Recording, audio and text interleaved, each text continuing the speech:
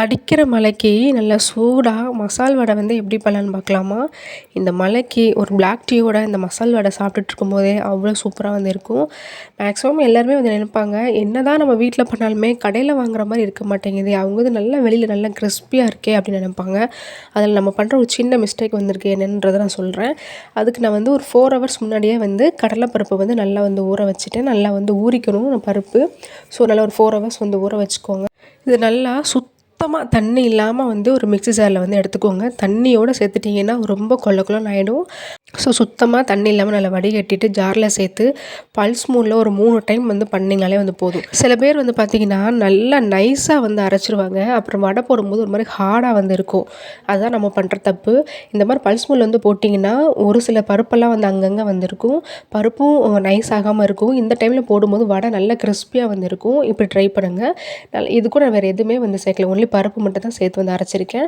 இப்போ இது கூட ஒரு பெரிய வெங்காயத்தை நல்லா குட்டி குட்டியாக கட் பண்ணி வந்து சேர்த்துக்கோங்க. அப்புறம் உப்பு அண்டு பெருங்காயத்தூள் வந்து சேர்த்துருக்கேன். பெருங்காயத்தூள் வந்து இது கொஞ்சம் தாராளமாகவே சேர்த்துக்கலாம். அந்த ஃப்ளேவர் வந்து ரொம்ப நல்லாயிருக்கும். அதேமாதிரி கொத்தமல்லி தழையும் தாராளமாக வந்து சேர்த்துக்கோங்க. இஞ்சி வந்து நல்லா குட்டி குட்டியாக வந்து கட் பண்ணி வந்து சேர்த்துருக்கேன். அப்புறம் வந்து மிளகாய், இது கூட கொஞ்சம் சோம்பு வந்து சேர்த்துருக்கேன். அப்புறம் ரொம்ப ரொம்ப முக்கியமானது, நல்ல ஃப்ளேவர் டேஸ்ட் எல்லாமே கொடுக்கக்கூடியது வந்து பார்த்திங்கன்னா இந்த பூண்டு தான். இந்த பூண்டை வந்து நல்லா வந்து தோலோட நச்சு வந்து போட்டுக்கோங்க.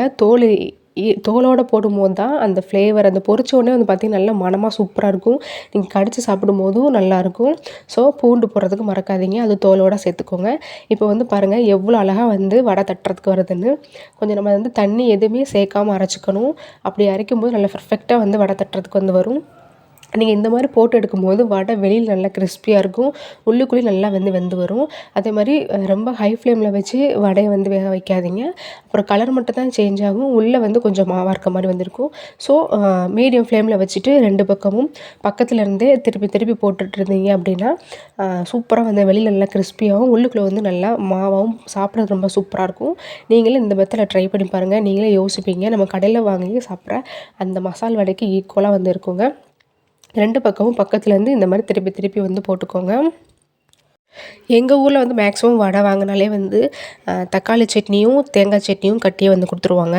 அதிலும் முக்கியமாக தக்காளி சட்னியை காட்டிலும் இந்த மசால் வடைக்கு தேங்காய் சட்னி வந்து ரொம்ப சூப்பராக வந்திருக்கும். ஸோ மோஸ்ட்லி வீட்டில் பண்ணாலுமே காலைல டிஃபனுக்கு பண்ணும்போது தேங்காய் சட்னி வந்திருக்கும். நாங்கள் இப்படி தான் வந்து தொட்டு சாப்பிட்டு பழக்கம். நீங்கள் தேங்காய் சட்னியோ இல்லை தக்காளி சட்னியோ எது வேணாலும் ட்ரை பண்ணுங்கள். வெறுமனமே ட்ரை பண்ணும்போதே 4-5 வடை அசால்ட்டாக உள்ளே போகும். கண்டிப்பாக ட்ரை பண்ணுங்கள்.